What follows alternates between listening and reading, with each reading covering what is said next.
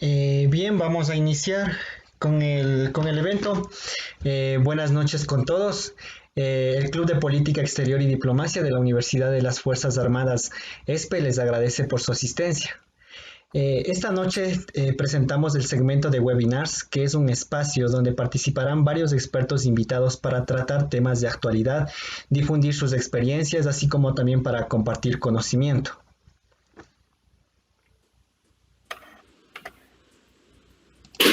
En este día damos inicio, como bien mencionó Jan, con la serie de charlas que iremos presentando, abordando diferentes temas de política internacional, esto bajo la moderación de Jean-Pierre, que funge como presidente de nuestro querido club, y mi persona, Paula Rodas, como vicepresidenta. Así que les invitamos a participar de este y todos los espacios que brinda el Club de Política Exterior y Diplomacia. Bienvenidos todas, todos y todes. Esta noche tenemos la oportunidad y la fortuna de contar con la presencia de Pedro Brieger, una de las personas especializadas en política internacional más destacadas y respetadas de América Latina. ¿Quién es Pedro Brieger? Él es argentino, estudió en la Universidad de Haifa, Israel, en la Universidad de Buenos Aires. Además, ha ejercido la docencia universitaria en distintas universidades dentro y fuera del país, como en la Universidad de Buenos Aires, en la Universidad de La Plata, en la Universidad de San Luis, además en la prestigiosa Sorbona parisina. Pedro Brieger ha colaborado también con diferentes medios como Clarín, El Cronista, La Nación, Página 12, Perfil, Miami Herald y para revistas como Noticias, Le Monde Diplomatique, Panorama, entre otros. En el 2013 fundó el portal informativo de noticias de América Latina y el Caribe, Nodal, y actualmente lo dirige. A lo largo de su trayectoria, Pedro ha ganado diversos premios en su labor informativa en la radio y televisión argentina, como el Premio Martín Fierro en varias ocasiones como Mejor Labor Periodística y la mención especial en Premios Casa de las Américas. Además de su labor mediática en radio y televisión, Pedro Brieger también publicó más de una docena de libros desde 1989. Por ejemplo, ¿A dónde va Nicaragua? ¿Guerra Santa o lucha política? ¿Qué es Al-Qaeda? El conflicto palestino-israelí, 100 preguntas y respuestas, entre otros. Esta noche Pedro Brieger presenta su primera charla en este segmento, la cual tratará de oscilaciones del péndulo latinoamericano. Esperamos disfruten de esta gran charla. No olviden que pueden dejar sus preguntas en el chat para tomarlas en consideración al final de la ponencia. También les recordamos, por favor, tener sus micrófonos apagados para no causar ninguna incomodidad en la reunión. Bienvenido, Pedro. Este espacio es todo suyo.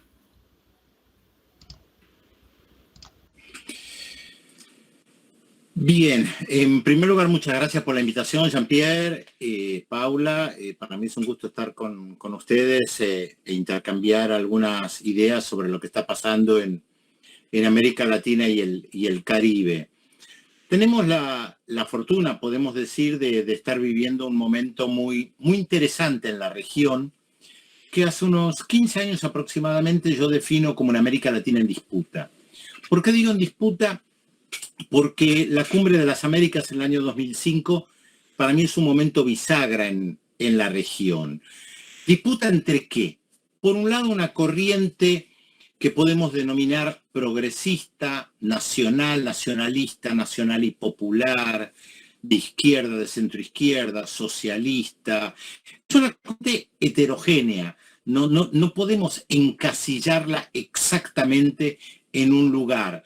Porque el peronismo, por ejemplo, no se define como de izquierda, mientras Evo Morales sí claramente se define como de izquierda. Pero todos sabemos que en esa corriente están Néstor Kirchner, Cristina Fernández, Nicolás Maduro, Hugo Chávez, Rafael Correa, Lula da Silva, Dilma Rousseff, Fernando Lugo, Evo Morales. Entonces, más allá de la definición rigurosa a la que podamos apelar, está claro que sabemos de quiénes estamos hablando. Y del otro lado hay otra corriente conservadora, neoconservadora, liberal, neoliberal, que también es heterogénea, pero todos sabemos que en ese campo o en esa vereda podemos ubicar a un Guillermo Lasso, a un Bolsonaro, a un Sebastián Piñera, a Juan Manuel Santos, a Mauricio Macri de la Argentina. Son dos corrientes claramente delimitadas. ¿Pero por qué digo que están en disputa? Porque la historia latinoamericana ha tenido vaivenes y porque si bien ha habido gobiernos progresistas, voy a continuar utilizando la expresión progresista, en América Latina en el siglo pasado, los ciclos progresistas se cerraban con un golpe de Estado. Cada vez que había un ciclo progresista, no perdía en las urnas el poder, lo perdía a través de un golpe que por lo general era sangriento, que cerraba el Parlamento, prohibía los partidos políticos, prohibía gran parte de los medios de comunicación, los sindicatos, reprimía, mataba, expulsaba, torturaba, mandaba al exilio. Los golpes tal vez más renombrados que podemos tener en la memoria, el golpe en 1955 en la Argentina en contra de Juan Domingo Perón, el golpe en Chile en 1973 en contra de Salvador Allende en Chile y una larga serie de golpes de Estado. En ese momento, quienes daban el golpe de Estado, que claramente era una conjunción cívico-militar, no eran solamente golpes militares, tenían muy claro el horizonte y no tenían ningún problema en decir que las urnas estaban bien guardadas, como dijo un militar argentino, y no se preocupaban por el tema de la democracia. Pues bien, varios años y décadas de continuidad democrática en nuestra región ha modificado esto. Ya no se pueden dar los golpes de Estado como se dieron en el siglo pasado.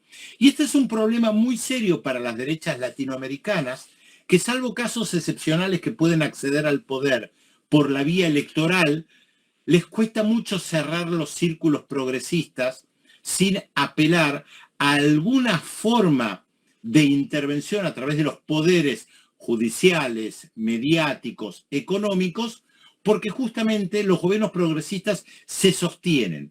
Miremos algunos de estos y vamos a ver rápidamente. En el caso de Ecuador, fue un giro radical que dio Lenín Moreno para despegarse de Rafael Correa. En el caso de la Argentina, hay un triunfo de Mauricio Macri electoral que apenas dura 4 años y varios casos de derrocamientos de presidentes. 5, como un momento bisagra en la región con la Cumbre de las Américas, vamos a ver que lentamente se va consolidando esta corriente progresista. Voy a continuar utilizando la expresión progresista, porque en esa Cumbre de las Américas, los 4 países del Mercosur, Argentina, Uruguay, Paraguay y Brasil, sumado Venezuela, le dicen que no al ALCA. El ALCA, recordarán, habrán estudiado, fue el gran proyecto de Estados Unidos desde la década del 90 del siglo pasado para toda América. Era el momento del consenso de Washington, lo habrán estudiado seguramente, una especie de decálogo de lo que debía ser la política exterior de Estados Unidos hacia América Latina y el Caribe, y lo que debía ser América Latina, absolutamente subordinada a los Estados Unidos. El ALCA era eso, que nace con Bill Clinton y después continúa con el Partido Republicano. Cuando los países del Mercosur y Venezuela le dicen que no al ALCA en el año 2005, Estados Unidos se queda sin un proyecto regional. Era un proyecto muy importante el ALCA, porque era un proyecto económico, un proyecto político, un proyecto diplomático, que además obviamente excluía a Cuba. No querían que Cuba estuviera incluida. Seguía excluida del ambiente regional, lo que demuestra claramente que era un proyecto de los Estados Unidos. Es muy interesante notar que en esa Cumbre de las Américas, yo estuve allí, quienes defendían el ALCA, el gobierno de Vicente Fox de México, Álvaro Uribe de Colombia, Alejandro Toledo de Perú en ese momento, se quedan sin argumentos. Están tan subordinados a la política de los Estados Unidos que ni siquiera pueden defender el ALCA. Porque recordemos que en esa cumbre el ALCA no nace, porque Estados Unidos se lleva una sorpresa de varios países que dicen no queremos subordinarnos a este proyecto de unificación regional dominado por los Estados Unidos. Y lentamente, no tenemos tiempo para desarrollarlo todo con detalles, lentamente se va desarrollando esta corriente progresista con un proyecto regional propio, que ya existía el Mercosur, Argentina, Uruguay, Paraguay, Brasil. Nace la UNASUR, que contempla a los 12 países de América del Sur, que en un determinado momento, dejando de lado Guyana y Surinam, que por lo general lo dejamos de lado, no es mi caso, pero en este contexto sí, en 10 de los 12 países de América del Sur había gobiernos progresistas, salvo Perú y Colombia.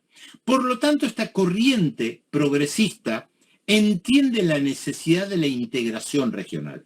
Mira mucho a Europa y dice, bueno, si nosotros queremos enfrentar los desafíos que hay en el mundo, tomando en cuenta que hay superpoderes, superpotencias como Estados Unidos, como Rusia, como Japón, Alemania, la única manera de sostenernos en un mundo multipolar es a través de la integración regional.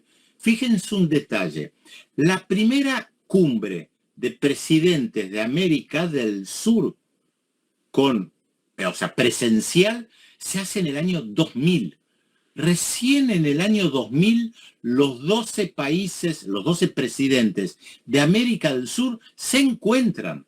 Tomen en cuenta que en Europa la integración regional después de la Segunda Guerra Mundial comienza en la década del 50, cuando se comienza a armar la Unión Europea. Esos 12 países entienden que hay que buscar algún mecanismo de integración. Y vaya si es importante si miramos, por ejemplo, lo que pasó durante la pandemia. Europa reacciona muy rápido, comprando vacunas de manera integral a través de una negociación en conjunto, y América del Sur lo hace cada país por separado. ¿Por qué? Porque la UNASUR ya prácticamente no existe, o por lo menos no funciona. La UNASUR se desarrolló con una fuerte impronta ideológica. Es verdad, la impronta de la integración regional es una impronta ideológica, porque no existe la política exterior desideologizada, como a veces dicen algunos representantes de la corriente conservadora de derecha liberal. Llegamos al poder y vamos a llevar adelante una política exterior desideologizada. Esto es falso. La ideología está en todos lados. Ya plantear la desideologización de la política exterior es una visión ideológica. ¿Por qué señalo esto? Porque mientras los países progresistas fueron mayoría en la UNASUR, avanzaron con la integración regional. Por ejemplo, había un comité de salud en la UNASUR, había un comité de defensa suramericano sin Estados Unidos, algo bastante novedoso para la región. Como dije, Europa durante la pandemia negoció de manera conjunta, bien mal, ese es otro tema. América del Sur negoció cada país por separado, y ya vemos en gran medida las consecuencias. Pero con la UNASUR no alcanzaba. La integración regional, al fin y al cabo, tiene un horizonte latinoamericano y caribeño, y nace la CELAC, la Comunidad de Estados Latinoamericanos y Caribeños, que incorpora a Cuba y deja de lado a Estados Unidos y Canadá. Por supuesto que fue una cuestión ideológica incorporar a Cuba y dejar de lado a Estados Unidos y Canadá, planteando que América Latina y el Caribe tienen objetivos en común. Ustedes dirán, ¿pero había diferencias ideológicas entre los países? Sí, claro. Justamente lo interesante de la integración regional es el respeto de las diferencias ideológicas, como hay, por ejemplo, en la Unión Europea.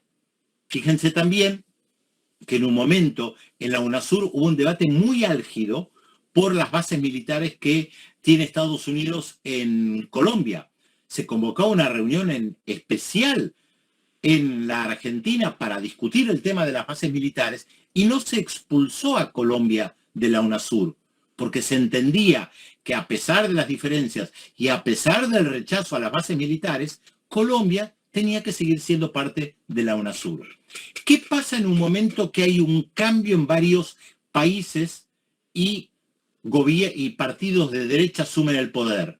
Argentina con Mauricio Macri, Brasil con Jair Bolsonaro, en Ecuador se da el cambio radical con Lenín Moreno, está Sebastián Piñera en Chile, que es una de las primeras cosas que hacen, expulsar a Venezuela y destruir la UNASUR, y plantear que esa integración era meramente ideológica.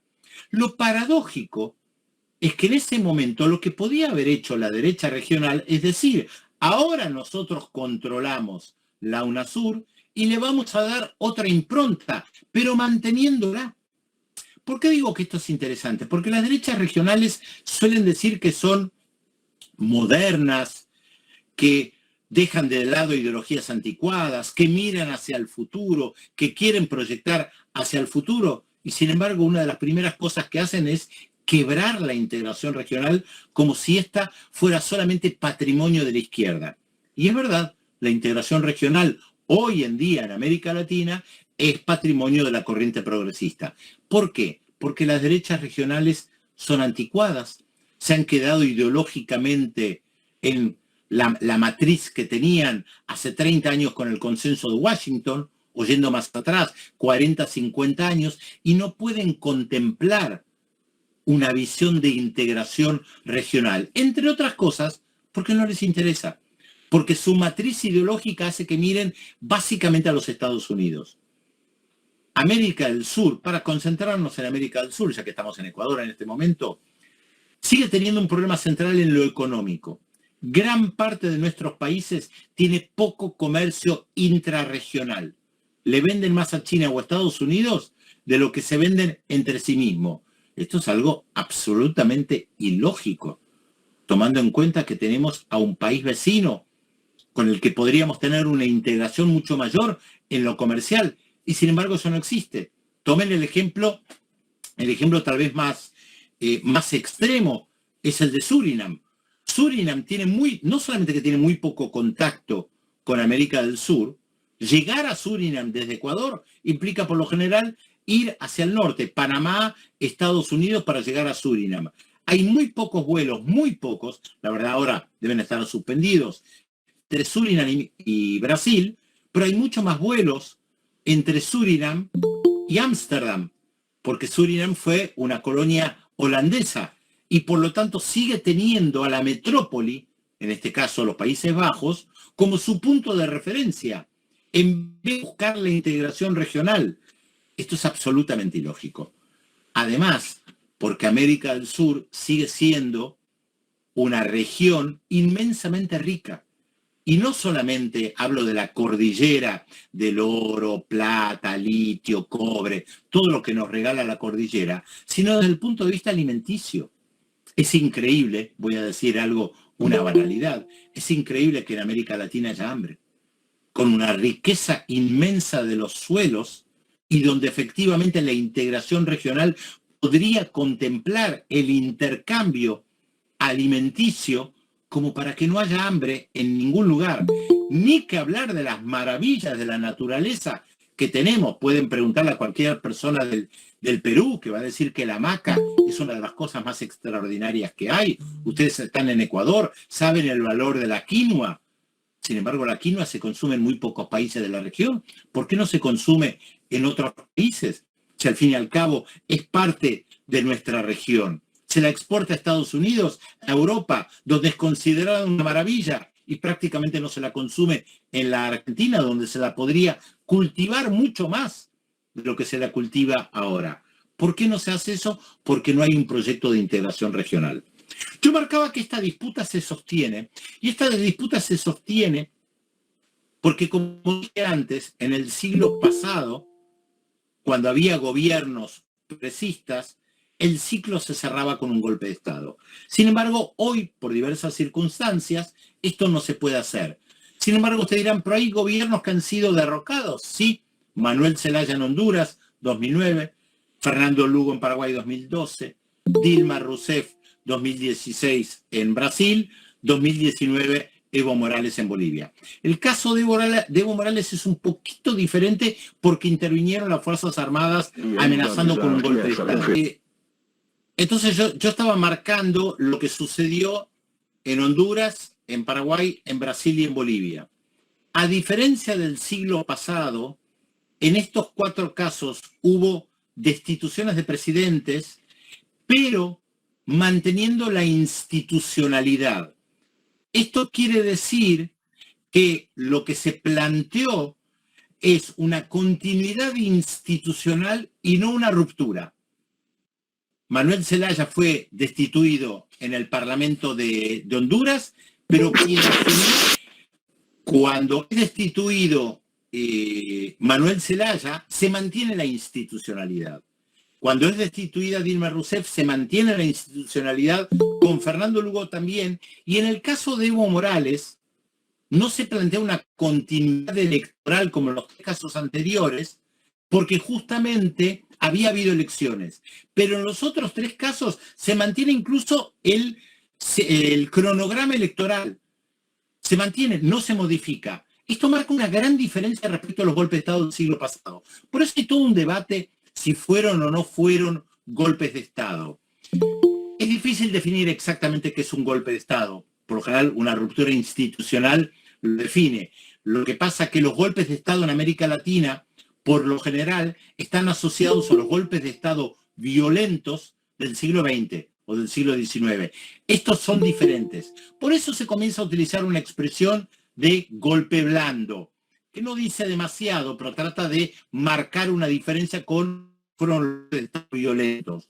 O, por otra parte, se habla del famoso lawfare, entonces la utilización de los poderes judiciales para evitar que alguien pueda continuar en el gobierno o que pueda retornar al poder, es la utilización de los poderes judiciales en contra de figuras políticas, pero en un entramado vinculado a los Estados Unidos. El lawfare no es la detención de cualquier persona. El lawfare tiene que ver con un entramado jurídico vinculado a los Estados Unidos y con un objetivo político en la región. Por eso quienes han sufrido básicamente el lawfare han sido gobernantes o políticos de la izquierda regional, de esta corriente progresista, como Cristina Fernández, como Lula da Silva, como Rafael Correa o incluso Evo Morales en cierta medida, al haberlo inhabilitado para que no se pudiera presentar nuevamente a las elecciones. Ahora bien, la etapa que nosotros vivimos es muy interesante justamente por este enfrentamiento regional que yo planteo, esta América Latina en disputa, que se da en todos los planos. Se da en el plano jurídico, se da en el plano político, se da en el plano económico con proyectos diferentes y por supuesto que se da en el plano comunicacional. Y acá la comunicación, que además es mi especialidad, juega un rol muy importante. En la introducción, no recuerdo si Paula o Jean-Pierre decían que yo dirijo un portal de noticias latinoamericano y caribeño que se llama Nodal. ¿Cuál es la particularidad?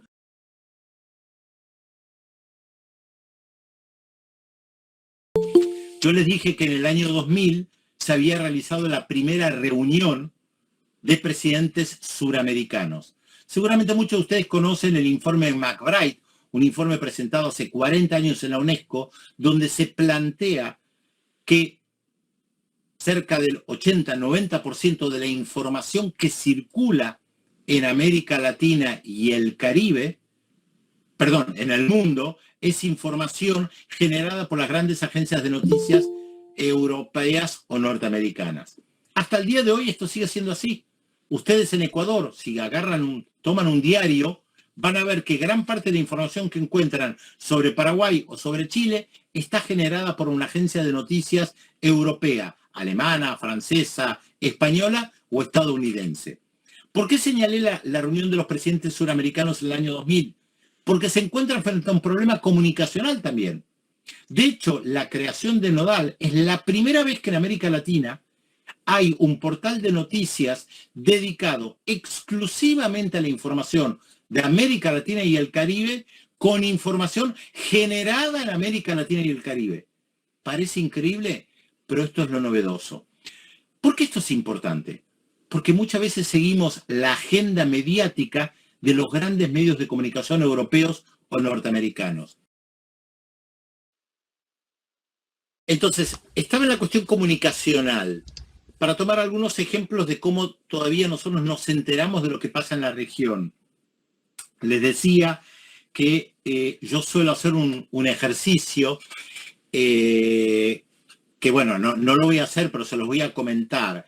Seguramente la mayoría de ustedes conocen a la cantante británica Amy Winehouse y seguramente muchos de ustedes conocen a Joe Arroyo, el cantante de salsa colombiano. Cuando hago este ejercicio en Ecuador, hay bastante gente que conoce a Joe Arroyo, pero cuando hago este ejercicio en Chile o en la Argentina, prácticamente nadie conoce a Joe Arroyo. ¿Qué es lo que tienen en común Joe Arroyo y Amy Winehouse? Que los dos fallecieron la misma semana. con todo el respeto a Amy Winehouse, que es una gran cantante, el funeral de Joe Arroyo en Colombia fue masivo. Miles y miles de personas en las calles por la muerte de uno de los cantantes de salsa más populares de la historia de Colombia. ¿Cuánta gente en Chile o en la Argentina se enteró de la muerte de Joe Arroyo? Muy poca. Pero todo el mundo se enteró de la muerte de Amy Winehouse. ¿Por qué marco esto? Porque de la misma manera que con este ejemplo, retomando aquello del informe McBride de 1980, lo que nos enteramos sigue siendo la agenda que nos marcan las grandes agencias de noticias internacionales. Tomemos lo cultural, trasladémoslo a lo político, a lo económico, a lo social, y nos vamos a enterar de determinadas cosas según una agenda mediática. Lo hemos comprobado esta semana.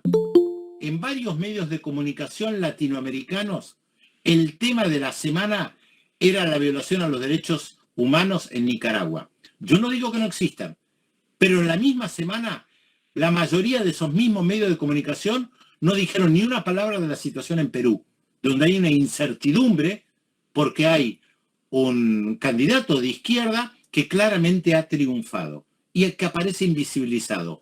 O casualidad, bueno, yo escribí una nota hoy sobre el tema en Nodal, el portal que dirijo, o casualidad, Luis Almagro esta semana presenta el tema para debate en la OEA de Nicaragua, pero durante todo este mes no dijo ni una palabra sobre Perú. Entonces, es notable analizar los medios de comunicación. Reitero, yo no digo que la situación en Nicaragua no sea importante, pero no es casual la instalación de una agenda mediática con un determinado tema. Y es lo que el informe McBride señalaba hace 40 años. Por eso la necesidad de la información latinoamericana que circule para poder comprender lo que está pasando en México, en El Salvador, en Ecuador, en la Argentina o en Chile, desde una mirada latinoamericana. Y esto se traslada también a la política, como yo estaba señalando con el caso de Perú y de Nicaragua. La disputa de la que yo hablaba en la región es una disputa política, jurídica, económica, comunicacional y diplomática. Lo interesante que estamos viviendo en este momento es que probablemente, a diferencia de hace 50 años, no haya golpes de Estado porque no pueden realizarse esos golpes de Estado ni esas masacres. En ese sentido, estamos viviendo un momento extremadamente positivo porque hay una revalorización de la democracia que 50 años atrás prácticamente no existía. Bueno, mi idea, Jean-Pierre, lo que conversamos era hacer una introducción, una breve introducción puntualizando algunos temas para que podamos conversar entre todos, con preguntas, con comentarios. Así que, Jean-Pierre, yo estoy acá a vuestra disposición.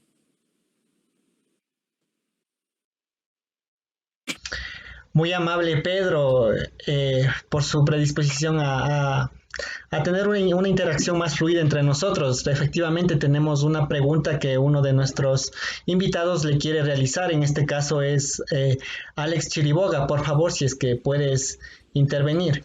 ¿Me escuchan bien? Ok, bueno, muchas gracias por la oportunidad. Pedro, un gusto conocerte. Bueno, mi nombre es Alex Chiriboga, soy estudiante de Relaciones Internacionales de la UDLA y mi pregunta es la siguiente. Bueno, siendo que en estos últimos años, yo diría que desde finales de los 90 ha habido una disputa sumamente fuerte políticamente de todos los poderes, tanto regionales como extranjeros, como sería en el caso de Estados Unidos contra el UNASUR y todos dentro de las cumbres. Este resurgimiento que ha sucedido, ¿lo consideras que es un ciclo o crees que esto tenga más un enfoque económico, como una conquista económica de mercados que viene condicionado con ciertas ideologías? A ver, el tema de los ciclos siempre es complicado de plantear porque es absolutamente arbitrario. Con esto no minimizo la utilización de la expresión de los ciclos. Digo que es arbitrario de la misma manera que yo puedo plantear que un ciclo se cierra y otra persona puede plantear que esto no ha sucedido. Ya que estudias relaciones internacionales, podemos tomar dos ejemplos de esto de hace un tiempo atrás. El famoso texto de Francis Fukuyama, Fin de la Historia, que planteaba el triunfo del capitalismo liberal en el mundo y de que todo el mundo iba a querer adoptar el modo de vida americano. Bueno, esto demostró ser falso. Él planteaba que el fin del ciclo del mundo bipolar iba a llevar a un nuevo ciclo hegemonizado por Estados Unidos en todos los niveles. Bueno, no se dio. La otra gran teoría, que también seguramente quien estudia relaciones internacionales la conoce, es la de Samuel Huntington, con su choque de civilizaciones, que también planteaba que a raíz de la desaparición de la Unión Soviética había un nuevo mundo, retomando un poco lo de Fukuyama, pero en otro sentido, y de que iba a haber un nuevo ciclo de enfrentamientos que se iba a dar entre civilizaciones.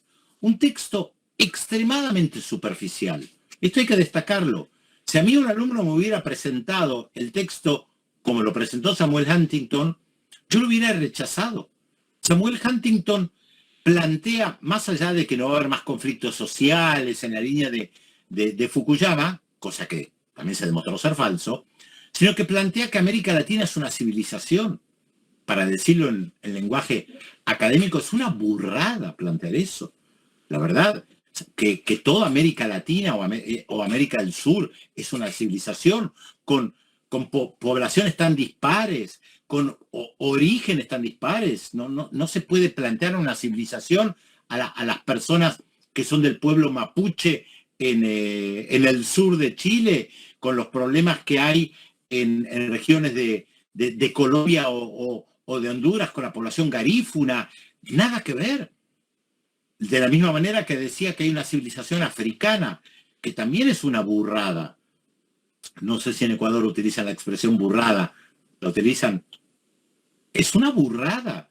La gente que vive en Nigeria no tiene ningún punto de comparación con la de Mozambique o con la de Sudáfrica. Ahora, para Huntington, porque son negros, son todos parte de la misma civilización. O sea, es increíble. ¿Por qué menciono estos dos textos? Porque todos los textos provenían de intelectuales de los Estados Unidos. Y todo el mundo comenzó a debatir lo que planteaban Huntington y Fukuyama. Notable forma de marcar la agenda de debate, con todo lo que esto implica. Bueno, esto tiene que ver con lo que planteaba Alex de los ciclos, ¿no? ¿Cómo determinar ciclos? Lo mío también es arbitrario, cuando yo digo que hay una disputa entre dos grandes corrientes. Creo que esta disputa se alarga en el tiempo. Se alarga en el tiempo porque las derechas regionales no lo pueden cerrar. Fíjense el caso de Ecuador. Lenín Moreno deja de lado toda la política de Rafael Correa y, sin embargo, en la primera vuelta electoral, el movimiento de Rafael Correa, con todos los problemas que tenía, aparece como primera fuerza política. ¿Qué hubiera pasado en el siglo pasado? El movimiento de Rafael Correa hubiera sido, no solamente hubiera tenido problemas, sino que hubiera sido perseguido de tal manera que no se hubiera podido presentar, como ha pasado, por ejemplo, con el peronismo en la Argentina en más de una oportunidad, que fue proscripto. Ustedes no lo conocen, pero en la Argentina, después del golpe de Estado de 1955, cuando el peronismo fue proscripto, se destruyó la casa de Eva Perón, se prohibió tener la imagen de Eva Perón, se prohibió utilizar la palabra Juan Domingo Perón, se hablaba del tirano prófugo. Claro, para ustedes son otras épocas, efectivamente son otras épocas, pero esto marca el ciclo en el que estamos viviendo, yo diría más que un ciclo, el periodo que estamos viviendo, donde ni las fuerzas progresistas tienen la capacidad de construir una hegemonía política por décadas, ni las derechas lo pueden hacer como lo hicieron en el siglo pasado. Por eso la disputa. Por eso podemos ver en la Argentina al gobierno de Cristina Fernández, después a Mauricio Macri 4 años y después vuelve el peronismo. Esto es algo que tal vez se dé en Brasil, 4 años de Bolsonaro, y tal vez vuelva Lula da Silva. Con todos los problemas que ha tenido Lula da Silva, compárenlo con lo que pasó en Chile en 1973, donde el movimiento de Salvador Allende es prácticamente destruido y hay una dictadura que dura 17 años. El Partido Socialista, después de la dictadura, ya no era lo que era, no tenía su líder máximo. Hoy, esto es interesante para señalar, a diferencia del siglo pasado, donde los líderes máximos, en la mayoría de los casos de los movimientos progresistas, son aniquilados o terminan fuera de la política, Perón tardó 18 años en volver al país en la Argentina. Evo Morales, en menos de un año, retornó al poder, a través de Luis Arce, pero volvió a su país. Esto marca las dificultades de la derecha que yo señalaba. Por eso creo que todavía podemos hablar de un periodo en disputa. ¿Por cuánto tiempo, Alex? No lo sabemos. Ahora, esta disputa es económica, política, comunicacional, diplomática. Por eso señalo todos los aspectos. También los proyectos económicos son muy diferentes. Está claro que el proyecto económico de Lasso es muy diferente al de Correa, como el de Mauricio Macri es muy diferente al de Cristina Fernández, como el de Bolsonaro es muy diferente al de Lula da Silva, claramente.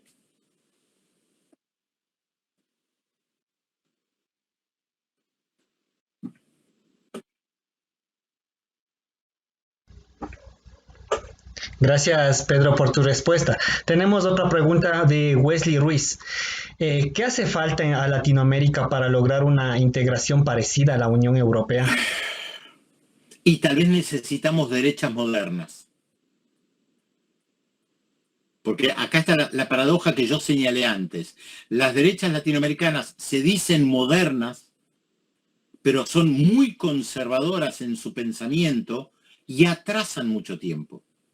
Las derechas europeas pueden tener puntos de contacto en lo ideológico con las derechas latinoamericanas, pero tienen una visión respecto del lugar que debe ocupar Europa en el mundo muy diferente que el que se tiene especialmente en América del Sur. Ya sea, algunos dirán, bueno, fueron potencia mundial antes de que naciera Estados Unidos. Es verdad, la herencia colonial francesa, británica, belga, española, portuguesa, italiana e incluso la alemana, la holandesa, tiene un lugar muy importante. Europa dominó el mundo durante siglos, eso está claro. América del Sur no tiene esa tradición. Por lo tanto, la vocación hegemónica, Europa la tiene. Lo que pasa es que ahora corre de atrás, porque tiene una superpotencia como es Estados Unidos, y no sabe cómo diferenciarse. Una manera de diferenciarse es la unión. Por eso Francia y Alemania, que tuvieron disputas durante tantas décadas, comprenden que hay que unirse y crean la Unión Europea e incluso la moneda europea, que no la adoptan todos los países europeos. Y además el caso del Reino Unido es un caso muy particular porque está fuera de la Europa continental. Pero no hay ningún motivo para que América del Sur principalmente no esté mucho más intercomunicada.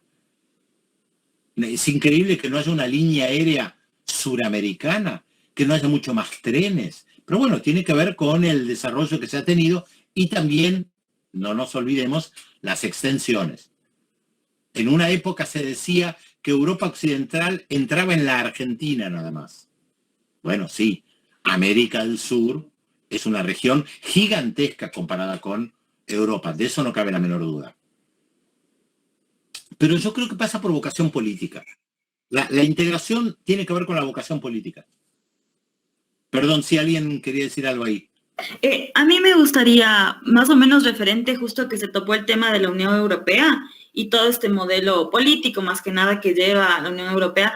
¿Qué significó para estos países el Brexit, la salida del Reino Unido de la Unión Europea en el marco de precisamente la cooperación que tienen esos países, y a pesar de que son tendencias políticas que manejan ellos un poco diferentes, pero debió haber habido un impacto político dentro de este modelo en la Unión Europea con la salida de Reino Unido, que tal vez pudo haber sido parecido a lo que pasaba con Brasil, me parece, y Argentina. Pasó, me parece que igual recién que hubo este tema de que Argentina quería salir de uno de los bloques económicos que coopera junto con Brasil, precisamente porque no tenían o no llegaban a un acuerdo dentro de los objetivos que quería lograr cada uno de estos países.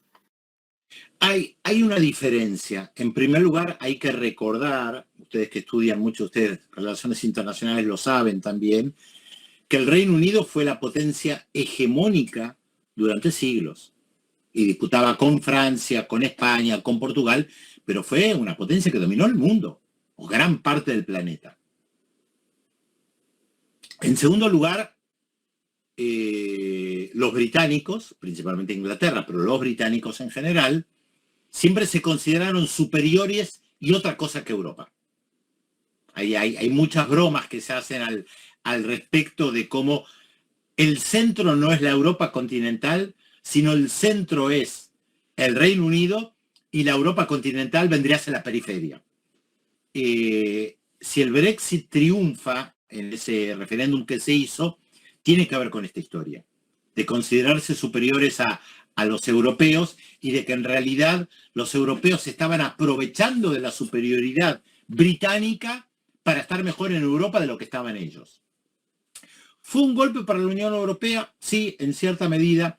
No tanto, creo yo, por la potencialidad económica hoy del Reino Unido, ni de los grandes atributos que pueda tener, pero sí es verdad que algunos organismos de la Unión Europea estaban en Londres, esto era importante, pero Londres es una plaza financiera internacional de lavado de dinero también muy importante, independientemente de la Europa continental. Y además, esta percepción que yo dije respecto de cómo se sienten en el Reino Unido, también lo sienten en Europa. Entonces había una sensación de decir, se quieren ir, váyanse, no los queremos. No los queremos, no los necesitamos. Y es real. La Unión Europea sin el Reino Unido puede sobrevivir. Creo que ahí hay una gran diferencia respecto a Brasil y Argentina. El expresidente de Uruguay, José Mujica, decía en un momento de manera bastante inteligente cuando planteaban los problemas de Uruguay y los países chicos, nosotros no nos podemos mudar del barrio. Uruguay no se puede ir a Europa, no se puede ir a otro lugar. Uruguay está donde está y está enclavado entre Argentina y Brasil, con todas las dificultades que eso implica. Pero también hay que tomar en cuenta la enemistad histórica que ha habido entre la Argentina y Brasil durante décadas. Por eso el tema de que no haya dictaduras militares es tan importante. La hipótesis de conflicto de las dictaduras brasileña y argentina era el otro país. En Argentina se estudiaba la hipótesis de conflicto, la posibilidad de una guerra con Brasil. Y en Brasil se estudiaba la hipótesis de conflicto de una guerra con la Argentina. ¿Cuándo cambia esto? Con dos gobiernos progresistas. Lula da Silva de un lado y Néstor Kirchner por el otro. Se conocen, se abrazan, se quieren. Acá también hay algo novedoso, ¿no? Que los viajes permiten algo que hace 50 años no se podía. Se viaja mucho más fácil, se conocen, se ven en cumbres internacionales, se teje un vínculo personal. Y hoy están conectados por WhatsApp. Hoy los presidentes se conectan por WhatsApp y hay un contacto directo entre Lula y Cristina Fernández, algo que 20 años atrás era imposible.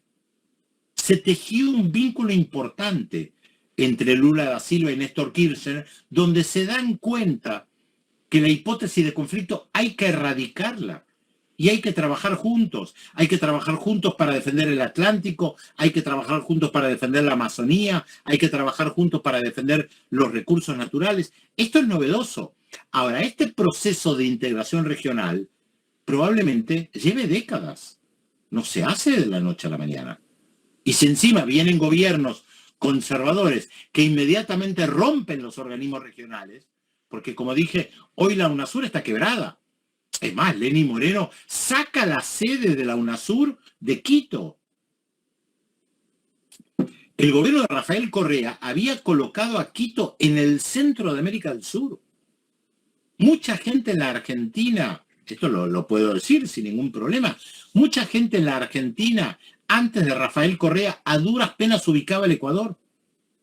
Yo no sé cómo son los mapas en Ecuador, la verdad no hice el ejercicio las veces que estuve en Ecuador, pero los planiferios que se vendían para los alumnos, las alumnas en los colegios primarios o secundarios en la Argentina, y supongo que en Ecuador era muy similar, no mostraban a Ecuador en la mitad del mundo. Yo no sé cómo son los planiferios hoy en Ecuador. Se ha cambiado esto un poco, pero cualquier planiferio con el que se estudiaba en la Argentina hace 20, 30, 50 años atrás mostraba el Ecuador mucho más al sur. El norte era más grande, cuando todos sabemos que el Ecuador está en la mitad. Bueno, Rafael Correa ubicó a Quito en el centro de América, de América. Es más, hasta Rafael Correa, ustedes preguntaban en la Argentina quién es el presidente de Ecuador y muy poca gente lo conocía. Ahora, hoy en día en la Argentina se sabe quién es el presidente de Ecuador, de Lasso, de Lenín Moreno y de Rafael Correa. Ahora, esto es un mérito sin lugar a dudas de política internacional de Correa, de la misma manera que Evo Morales colocó en el centro de la escena a Bolivia. Pero no hablo para Europa o Indonesia, ¿eh?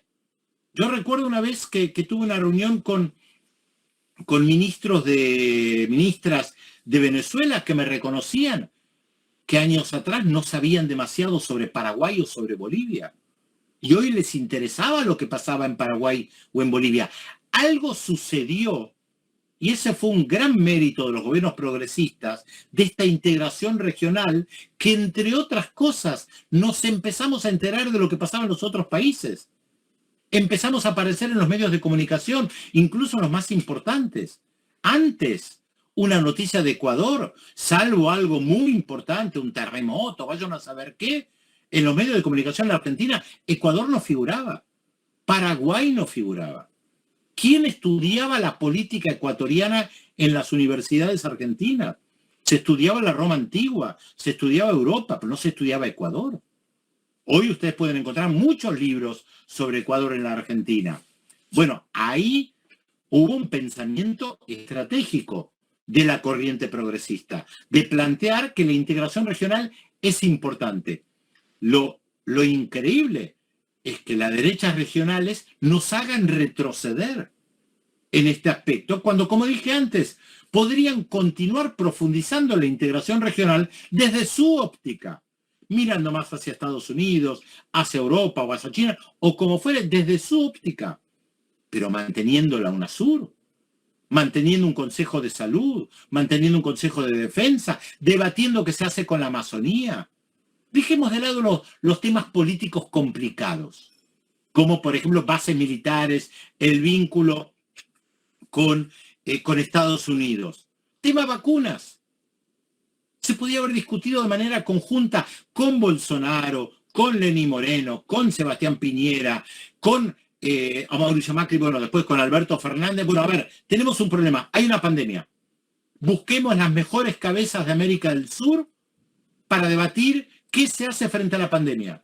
No me importa la ideología que tenés, progresista, radical, de izquierda, de derecha, lo que fuere. Tenemos un problema de pandemia. ¿Cómo la enfrentamos? Necesitamos vacunas. A ver, ¿qué países de América del Sur tienen laboratorios para el suero equino? A ver, son estos 2 o 3 países. Bien, ¿cómo hacemos para que el suero equino llegue a todos los países?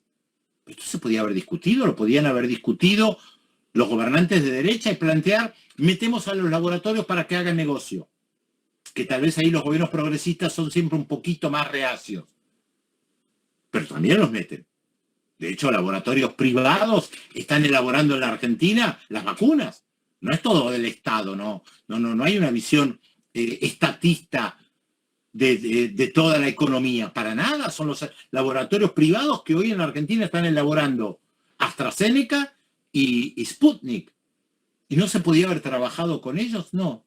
A la deriva. Cada país a la deriva. Perú por su lado, Ecuador por el suyo, Brasil por el suyo, Chile por el otro.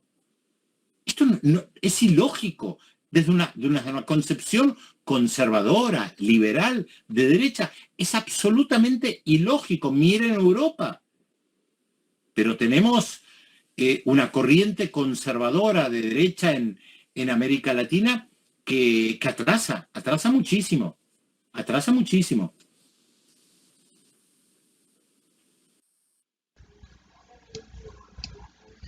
Gracias, Pedro, por tu valiosa explicación y tus ideas son espectaculares. Permíteme darle la palabra a nuestro compañero Santiago Cubi, juntemos si hay 2 o 3 preguntas más, las juntamos y yo respondo a todas y cerramos con eso, Jean-Pierre. Juntemos, si hay, claro, si no hay varias problema, preguntas, juntémoslas. A ver. Ya, aquí yo tengo también, podemos, sí, más o menos para, como tú mencionas, si los mecanismos de integración deben ser independientes de las ideologías, podríamos aplicar el mismo caso actual para el Grupo de Lima, donde que en Perú actualmente gana Pedro Castillo, entonces tal vez él tendría que fortalecer este Grupo de Lima, o se vería en una encrucijada al ver a una UNASUR prácticamente desaparecida. Sí, complementando justamente a lo que decía Jan, porque el tema de Ecuador y Perú y cómo están sucediendo recién las elecciones, y obviamente a nivel regional se observa que los gobiernos tienen ideologías completamente diferentes. Ecuador recién asumió un presidente que se supone tiene una ideología de derecha. Perú, que es nuestro vecino, es izquierdista. Entonces, ¿qué se espera en este sentido para Latinoamérica? Porque, como bien mencionó Pedro, esto sí retrasa tanto las economías, al progreso en sí de toda la región. Entonces, también considerando que tenemos el problema de la pandemia, que obviamente nos golpeó como países en desarrollo bastante, ¿cuál es la perspectiva o la proyección que se tiene para esta cooperación, especialmente entre Ecuador y Perú? Porque como somos vecinos y nuestras ideologías ahorita se ven sumamente diferentes, y teniendo en cuenta de que cuando ganó Guillermo Lasso aquí, nuestra perspectiva económica a nivel internacional fue positiva, mientras que en Perú su positiva económica fue negativa. Es por eso que el dólar se cotizaba en soles demasiado. Entonces la moneda de Perú se devaluó absolutamente solo por las elecciones. Entonces, ¿qué perspectiva hay en este nuevo periodo que va a durar 4 años para esa cooperación entre Ecuador y Perú, y obviamente con más países de la región? A ver, el Grupo de Lima es muy diferente porque nació con un objetivo específico, que es contribuir al derrocamiento de Nicolás Maduro en Venezuela. Por lo tanto, la motivación del Grupo de Lima fue eminentemente ideológica y para una cuestión central. Hubo otro mecanismo, no se lo puede llamar de integración regional, pero que trató de alguna manera de serlo, que también fracasó, que fue la Alianza del Pacífico. Chile, Perú, Colombia y México. Nace en principio desprovisto de ideología solamente como algo económico. Sin embargo, en realidad nace para quitarle poder a la UNASUR. Porque al fin y al cabo la Alianza para el Pacífico, si mira hacia el Pacífico, los países como Brasil o Uruguay o Argentina no necesitan el Pacífico para tener comercio con China. Ya lo tienen. La pregunta es, ¿para qué nace la Alianza del Pacífico? Chile ya tenía comercio con el sudeste asiático. Nace, si ustedes miran los documentos fundacionales de la Alianza del Pacífico, van a ver que en realidad dice que está desprovisto de ideología, dice que su interés es meramente económico, pero no busca la integración regional. Dice que plantea algunas becas para estudiantes en los diferentes países, pero no hay una integración regional, porque su objetivo fue político, encubierto, con una matriz económica.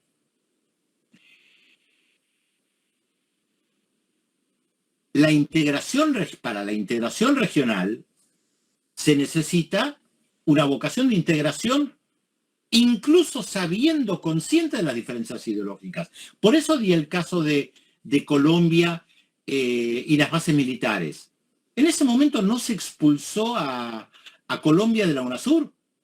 Hubo un debate muy fuerte respecto de las bases militares. O piensen cuando fue la incursión militar de Colombia en territorio ecuatoriano. Hubo un quiebre importante entre Ecuador y Colombia en ese momento. Pero ninguno de los países se retiró de la UNASUR, a pesar de las diferencias ideológicas profundas. Y esto tiene que ver con lo que planteabas, Paula. Se asume Castillo, todavía hay que ver si asume, probablemente haya muchas diferencias ideológicas entre Castillo y Lasso. Ahora, ustedes tienen una frontera en común muy importante. ¿Implica esto que esa frontera se tiene que cerrar?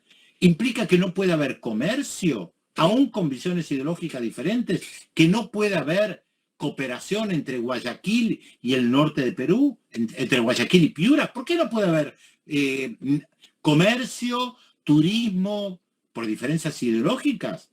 No tiene ningún sentido.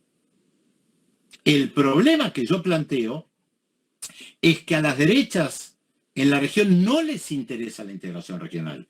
Ponen piedras en el camino y lo vimos con la destrucción de la UNASUR. Porque básicamente miran a Estados Unidos y en segundo plano a Europa. Entonces, en vez de mirar cómo se puede exportar quinoa a un país vecino, se piensa en el ingreso de dólares de los Estados Unidos. O para que algunas empresas solo pueden hacer negocios o solo piensan en hacer negocios con Estados Unidos y no con el país vecino. Es ilógico eso. Ahora, ¿es una visión ideológica? Sí, por supuesto que es ideológico. Todo es ideológico. La pregunta es si en este contexto de pandemia no se puede colaborar de otra manera frente a esto. Sabiendo de las diferencias ideológicas. Existen, son profundas en muchos casos. Eso no significa que no se puede trabajar de manera conjunta. Es la visión que yo tengo. Por supuesto, la realidad muchas veces nos lleva a chocar con la teoría. Por eso yo miro la Unión Europea, que no hay diferencias ideológicas entre los diferentes gobiernos, pero claro que las hay.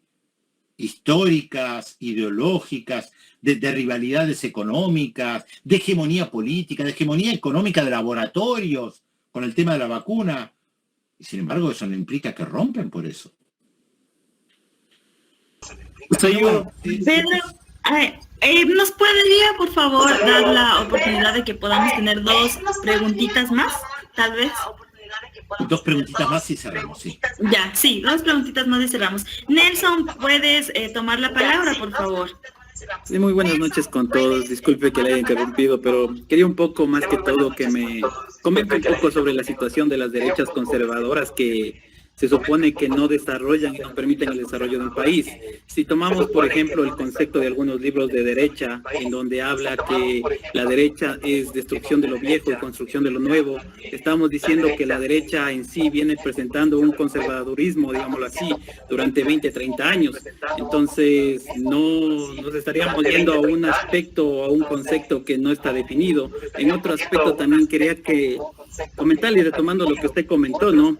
De que en su país, en Argentina, les enseñaron hace 20, 30 años, utilizando mapas del hemisferio norte, hemisferio sur, digamos, mapa mundi, como se conoce aquí en Ecuador, en donde enseñaban a Ecuador que no estaba en la mitad del mundo, pero yo hace unos 10 años, más o menos unos 13 años, antes de que llegue el gobierno de Rafael Correa al Ecuador, yo pertenecía a una institución educativa que llevaba el nombre del descubridor, o digamos, el que calculó la mitad del mundo. Entonces a mí me enseñaron en esa época que la mitad del mundo se encontraba en Ecuador, me enseñaron toda la historia, entonces en ese aspecto no estoy muy conciso. En otra situación también quisiera saber, o sea, dice que Rafael Correa y que más que todo la utilización del socialismo, y no se debería ver prácticamente ideologías como le comenta, pero si nos vamos a la situación actual, en donde, y comentando un poco también la situación de Venezuela, porque la conozco muy bien, porque tengo un familiar y también tengo una novia que pertenece allá, entonces si nos vamos de esa relación, las mismas ideologías han permitido la destrucción, no solo del país de Venezuela, sino de América Latina y América del Sur, porque ya vemos desde la parte, desde Rafael Correa mismo aquí en Ecuador, en donde él se oponía duramente a sus contrincantes, sean socialistas o no, y prácticamente Lenín Moreno se consideraba y se refutaba como socialista. Entonces no me parece que Lenín Moreno haya dicho que es de derecha o es capitalista, como se le menciona. Y también retomando algunos conceptos de algunos libros en donde observamos, en donde dice que más que todo la sociedad es la que domina en sí la tecnología, es en que sí la domina todos estos aspectos culturales que estamos planteando en esta charla.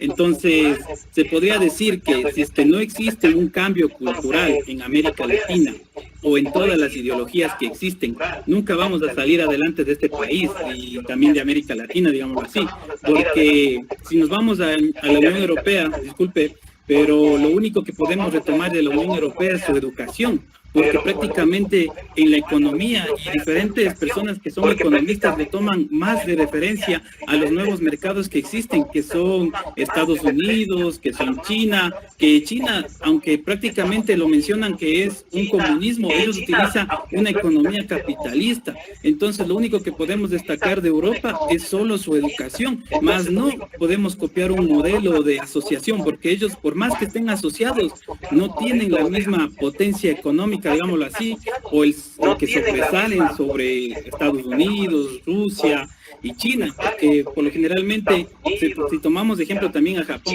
que me decía mucho de todos estos temas que tenemos. Espera, Nelson, te interrumpo porque me estás hablando de todo el planeta. Nosotros nos concentramos en América Latina.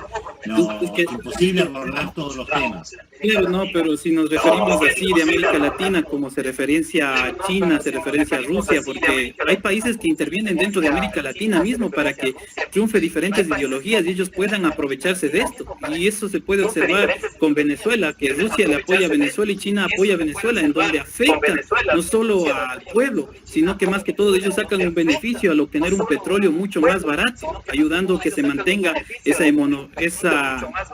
no se me fue la palabra, pero ese gobierno de Hugo Chávez. Y lo mismo si nos vamos a Argentina, que la verdad les destaco bastante por su ciencia y tecnología, y lo mismo a México, pero si nos vamos a Argentina, hemos observado que devaluó su moneda, y bueno, no sé prácticamente cómo esté ya su situación, pero los negocios privados son los que han hecho los negocios con diferentes farmacéuticas del mundo para producir vacunas, y es muy destacable, pero en sí no ha intervenido ninguna ideología, ya sea derecha o sea izquierdista, digámoslo así. Entonces, yo la verdad no le veo cómo la izquierda ha permitido el desarrollo de la sociedad y de la tecnología dentro de América Latina, ni la derecha.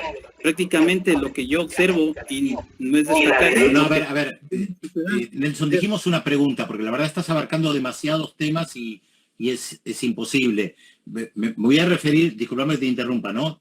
Me voy a referir a un solo tema que planteaste. Yo en ningún momento dije ni que las izquierdas llevaron al desarrollo. Yo lo único que planteé respecto de las derechas y la integración regional es que el problema de las derechas que plantean lo mismo que planteaban hace 30, 40 o 50 años desde el punto de vista económico y social. Sus propuestas son las mismas que hace 50 años. Eso no implica que no puedan ganar elecciones, por supuesto que pueden ganar elecciones desde ya, pero en el marco de la integración regional, que es lo que yo planteaba, las pruebas están al canto, las derechas quebraron la integración regional. En vez de impulsarla y darle un nuevo impulso, valga la redundancia, la quebraron. Y con eso lo único que mostraron es que no les interesa la integración regional. Bueno, Paula, pasemos a la última pregunta. Muchas gracias, Pedro. Sí, justo Pao Pinos nos había dejado la pregunta en el chat y nos dice, ¿cuál sería su análisis respecto a las opiniones opuestas extremas que generan los líderes que marcaron puntos de inflexión en la política? Por ejemplo, en el caso de Ecuador, el nombre de Rafael Correa despierta emociones de apoyo fuerte por un lado, pero también de alta intolerancia por otro lado. ¿Y qué opinión tiene sobre el papel de los medios de comunicación en América Latina y cómo han influido en estos procesos políticos?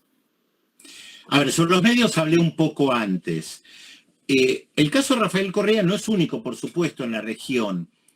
Todos aquellos que han gobernado, todos y todas que han gobernado y que han tratado de llevar adelante proyectos de transformación profunda, provocaron una polarización ideológica y política. Está claro. Aquellos presidentes que no tocaron las estructuras heredadas, casi se puede decir que pasaron sin pena ni gloria en la mayoría de nuestros países. Y a duras penas se los recuerda. Por eso no provocan tampoco la polarización.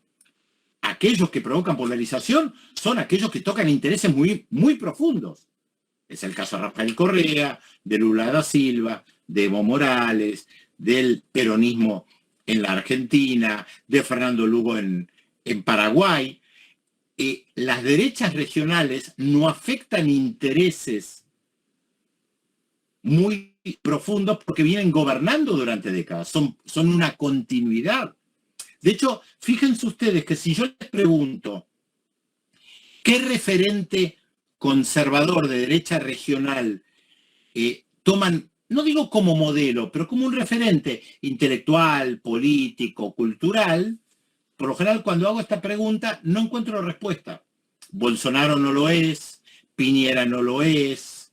¿Qué referente hay que uno pudiera decir, esta persona realmente transformó su país, es un referente cultural, político? Se podría llegar a decir en cierta medida, como alguna gente piensa, Fernando Henrique Cardoso en Brasil. Ahora, si miramos, volvemos a esa corriente, ¿no? Si miramos a la corriente progresista, ustedes van a encontrar a mucha gente que diga, no, Evo Morales transformó su país, es un gran referente. O Cristina Fernández, o Lula da Silva. Barack Obama hace 10 años decía, Lula da Silva, lo dijo en público, búsquenlo, lo pueden encontrar. Lula da Silva es el presidente más popular de esta. Otros dirán la estatura intelectual de Evo Morales, otros dirán Hugo Chávez. Más allá de las diferencias entre ellos o ellas, lo interesante es que aparecieron como referentes disruptivos. Claro, quienes no son disruptivos, en todos los ámbitos, pasan por lo general sin pena ni gloria. Podríamos encontrar en el ámbito de la música, del arte, un Dalí fue disruptivo, un Picasso fue disruptivo. Para tomar ejemplos desde muchas áreas, los Beatles fueron disruptivos. Claro, los disruptivos generan polarización, a favor y en contra. En la política también. Por eso la figura de Rafael Correa, que era la pregunta que planteaba, fue disruptiva. Apareció y marcó un antes y un después.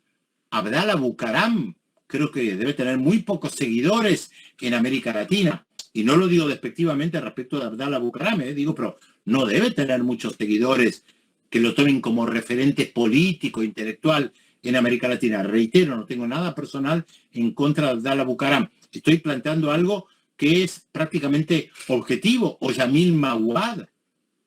No han dejado mucho en Ecuador. Rafael Correa sí, por eso la polarización, a favor y en contra. Lo mismo pasó con el peronismo, a favor y en contra. El peronismo en la Argentina, en la década del 40 del siglo pasado, incluyó a millones de personas que estaban excluidas. Tocó intereses de los sectores más poderosos. Por eso lo odiaron. Por eso le hicieron un golpe de Estado. Si no lo hubieran dejado gobernar sin ningún problema.